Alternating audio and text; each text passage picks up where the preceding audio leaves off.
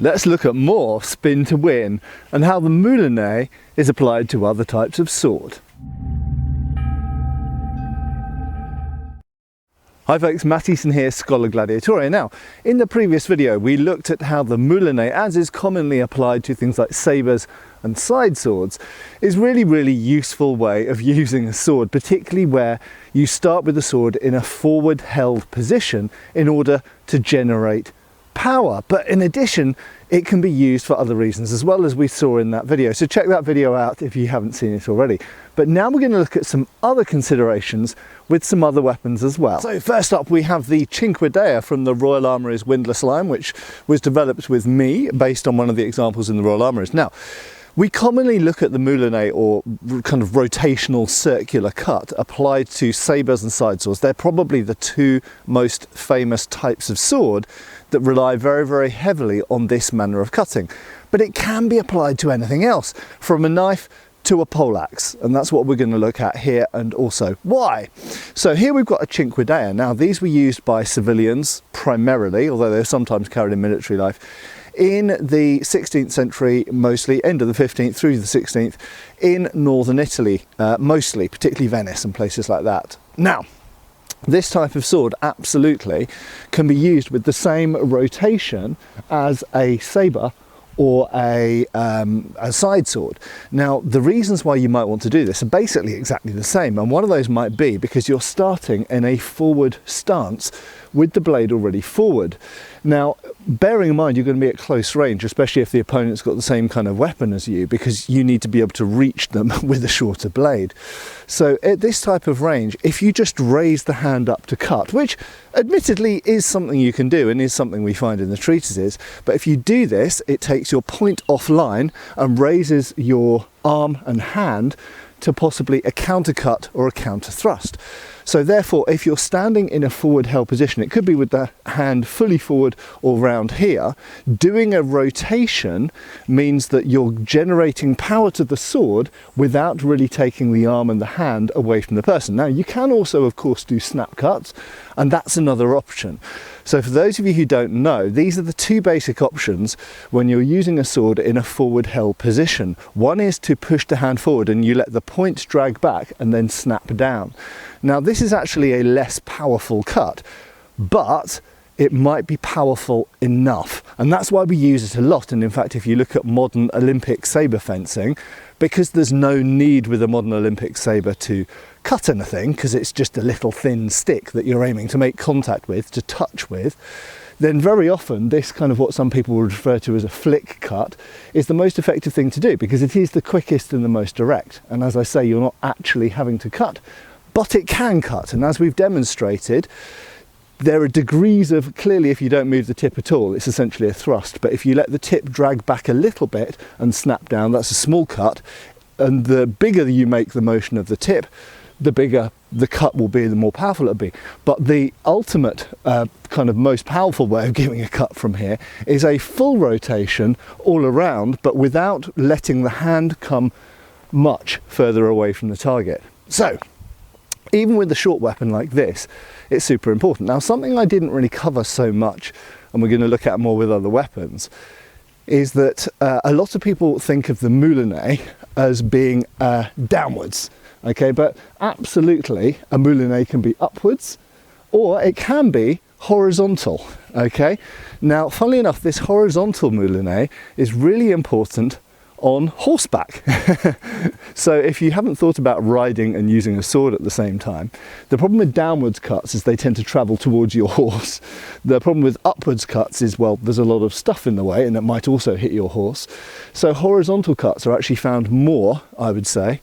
You might argue with this. If you're a mounted expert, then chime in here. But my observation is that horizontal cuts seem to be more accentuated in mounted swordsmanship. And absolutely, we do find horizontal moulinets, both from one direction and the other direction, being done. And this is super useful on horseback. And you can even see old videos, black and white videos, of people doing this in cavalry training, in Russia and Poland and all over the place at the beginning of the 20th century. So the horizontal moulinet with the arm out here is also really, really useful. And of course, again, it's a good way of not having to bring the hand a long way back in order to generate power, because you can cut from the wrist. So there's many different applications, and as we looked at in the previous video, this can also be done defensively. It can be done because you want to change direction, because you start cutting from one side and immediately want to switch to a different target. And this applies to short swords and even large knives, machetes, bowie knives, things like this as well. So don't just think this only applies to sabres and side swords. As many people in the comments pointed out, you can even find it in the earliest fencing source we have in the entire world, which is known as I-33 or 133, a sword and buckler source. You could arguably say in there are techniques with the sword and buckler which include a rotation around the wrist. So really it's one of the most natural things to do, and I'm sure that the Egyptians, the Greeks and the Romans and the Babylonians all knew about it as well. So it can be done with short swords, it can be done with knives, or indeed sticks or maces or axes. So just the same as we can do the moulinet or molinello, with any one-handed sword, that obviously therefore applies to rapiers as well, even though these are generally thought of as thrusting weapons that attack with the point primarily. Most rapiers from history can also cut to some degree. They are obviously less potent cutters than something like the cinque dea or a longsword or a sabre, but nevertheless they can cut, and certainly in a civilian dueling situation where you might be cutting someone's head or hand or thigh, where they've got arteries, that cut might be enough to end the fight. Okay, you don't need to be lopping bits off people in order to finish the fight. So these cuts are very important, and we find most rapier treatises, even Spanish destreza, which actually starts with quite an upright and extended hand position, has cuts in it. Okay, so we find cuts in most, I won't say all, but most rapier systems. And as I say, most rapiers are capable of cutting to some degree, even if some of them are not. Okay, it's a topic for another video. But the fact is, therefore, yes, we can apply everything we've learned about the moulinet to a rapier, upwards, downwards, horizontal, wherever you want to go. Now that can be done defensively, offensively, or for all the other reasons I mentioned in the previous video. But here's the thing, the rapier is longer, and it is therefore, as George Silver would say, it's quite a difficult weapon sometimes to get back online. So what we often find with a rapier is actually often one of the best times to do a moulinet is actually as a recovery. And that's why I'm covering it in this video, because it's another reason why you might want to do a moulinet. So say, for example, you're trying to get the line and you're trying to get the opponent's blade locked to the outside so that you can get your point in. Okay? If you're trying to do that and they knock or push your blade aside here, you will often find that rather than realigning the point, the quickest way to get the sword back online is to cut. So sometimes you choose to do a cutting moulinet motion, not necessarily because it's the most effective attack to give, or it's going to do the most damage or anything like that. Sometimes you choose to do the moulinet type motion simply because it's the quickest way of getting your blade back into the fight. And one of the things we find with long weapons, you can find this with spear and even bayonet to some degree, although you can't really moulinet a bayonet as far as I can think. I'll think about that one and come back to you. And same for a spear, but with a sword, because it doesn't have a back end on it, when the point is knocked aside, okay, so when you come out of the fight, essentially when the opponent locks you out, coming back in with a moulinet can be a really good option. Right, there's a couple of other reasons why you might want to do this with a rapier. Okay, so one of these is as a beat, and this is something I didn't cover in the last video. So if an opponent has their sword out in front of you here, you have to get past the point. Now you can do that by binding their blade and coming in, you can do it by simply dodging their blade and coming in, or you can beat their blade offline. And one of the ways of doing that actually can be a small snappy, it can be just a little snap cut, but you can come around looking like you're going to make a cut at their head, for example, but you can instead smack their blade. Okay, so we do see actions, and in fact if we go all the way back to longsword sources, if we look at Fury's breaking the thrust, I won't go into depth on that now, but some of you watching this will understand that. If you look at the breaking the thrust not so much the cambio, not so much the exchanging of thrust, but the breaking of the thrust. Debatably, even things like the Krumpau, you see a circular motion, okay, and this circular motion to beat the opponent's point off line can be really, really useful. Right. Similarly, if you're being attacked by multiple opponents with a rapier. So the problem with rapiers and thrusting weapons is they're mono-directional when you attack. So one of the key pieces of advice that we get from fencing treatises is when you're facing multiple opponents, don't thrust, cut. Now that might seem counterintuitive with a rapier. However, if we're talking about pure survival here and getting out of the centre of a group of people, for example, and breaking off into a triangulation position where you stand a better chance of survival, then if everybody is doing this at you, then simply swirling the thing around to knock the points offline in order to move around and get out of the circle can actually be a really, really good idea. So you're not cutting per se, you're beating the blades aside. And in the same way that we would do this with a one-handed arming sword or sabre or two-handed sword, we'll come onto this in a second, you might want to do the same thing with a rapier. So there's a whole bunch of other reasons why this type of motion, although it's not mainstream, shall we say, to rapier, is something that you might want to do as a beat, as a deflect, as a defense. Sometimes, as I mentioned before, it might come through a parry, so someone might cut at you with another weapon.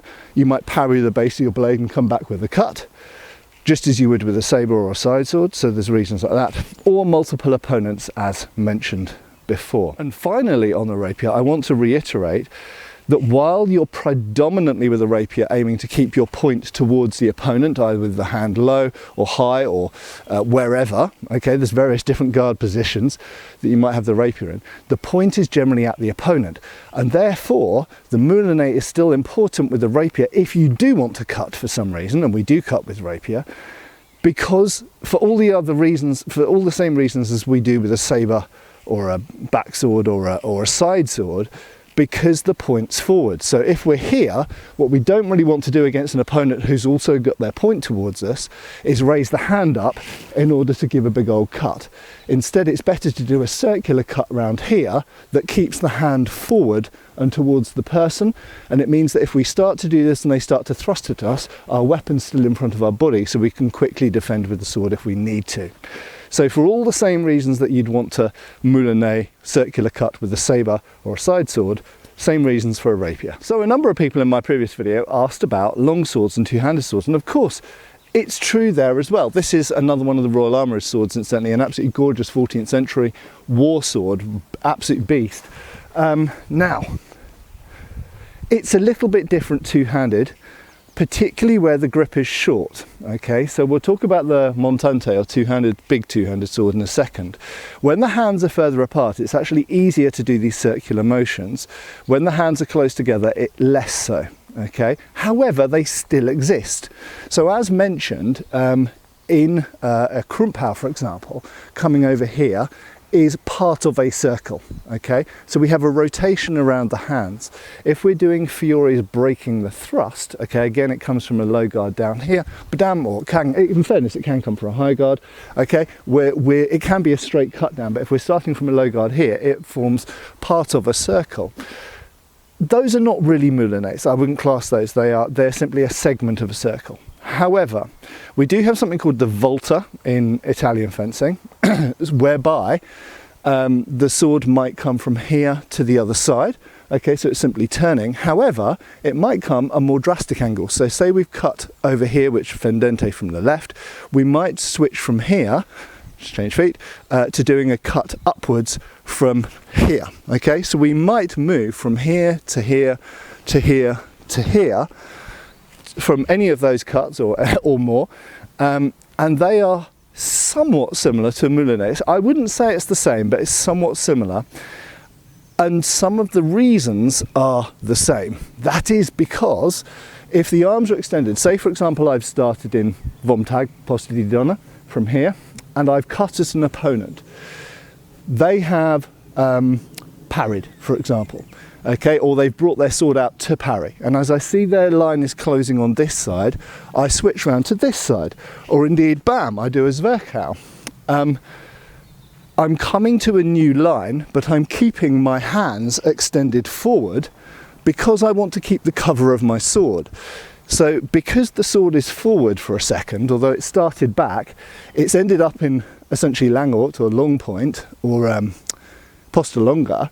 Because it's forward, I don't want to bring the sword back to cut again. I want to keep the hands forward and come to a new angle while keeping the weapon forward. So although it's not the same as a moulinet, I actually think it's similar, it's related. And of course, it's much, much earlier. These are 14th century systems. Now, building on that, already quite early on, as early as the so-called Dobringer manuscript, we find the discussion of fighting multiple opponents start to come in. And as we go through the 15th and into the 16th century, you find this starts to get addressed a little bit more often, particularly in relation as we get into the 16th century to big two-handed swords. But fundamentally, what we looked at with doing lots of circular cuts when dealing with multiple opponents would be the same with a longsword. Now, jumping forward to the, and when you're doing that, of course, all around, that essentially becomes a little bit similar to a moulinet, okay? When we're moving around and doing all these circular cuts, a flourish, if you want to call it that, then some of those movements are quite similar to moulinet. Now, as we get into the end of the 15th and into the 16th century, put away this beauty and pick up the big old cuvette and montante. So these big two-handed swords are particularly popular in the Iberian Peninsula, what's now Spain and Portugal, northern Italy particularly, and Germany and Austria. Okay, they were also used in places like Poland and what's now Czech Republic, Bohemia, and also England as well. The English did have their own form of more simple two-handed sword. So, what's interesting about these swords is there's an emphasis in the sources, whether it's Iberian or English or anything else, on the so-called flourish, and that is keeping the weapon moving.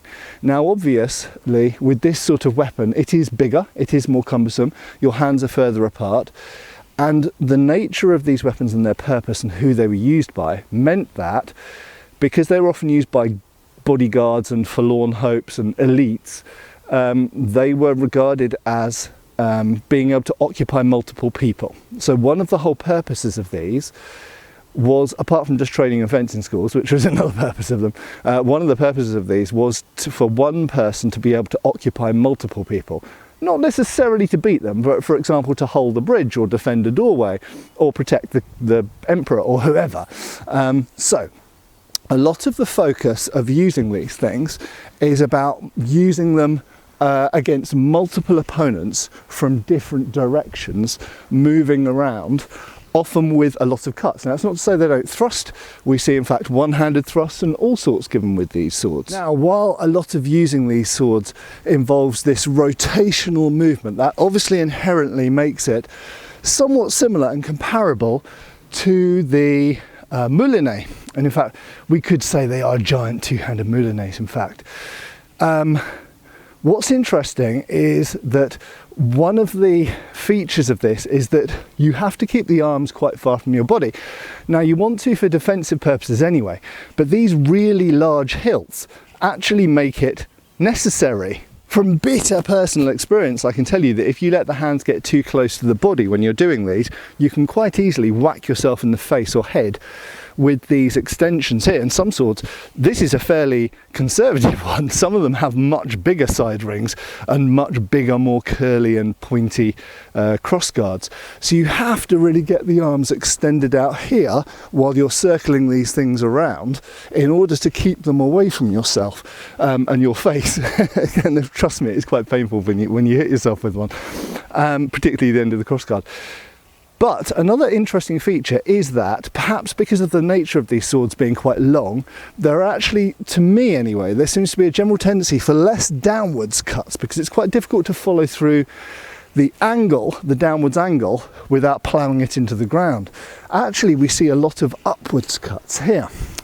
So much so that this upward circular moulinet, if you call it that, actually became characteristic and quite famed for using with these two-handed swords. So we could say that while a moulinet can be downwards, horizontal, which theoretically you can do over the head with the two-handed sword here, as long as you keep the hands well away from the face, or upwards, it does seem that once you get into the two-handed weapons, the upwards version of the moulinet or circular cut becomes more important, arguably. Maybe you disagree with that, maybe you're more learned on the Iberian two-handed sword than I am, but that seems to be my general observation.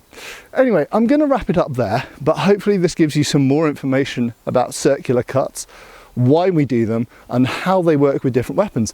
And remember, with different weapons, the reasoning for doing them is not necessarily always the same. Although the end result might just be hitting someone, the end result can also be defending yourself, beating an opponent's point aside, avoiding the horse's head, all sorts of different reasons why we do these circular cuts. And as I say, they work differently with different swords, but certainly within European systems, and I know that within Indian martial arts as well and Chinese, they are used very extensively as well. So fundamentally, practicing circular cuts with any type of bladed weapon is probably a good thing to do and has been found throughout history across the globe.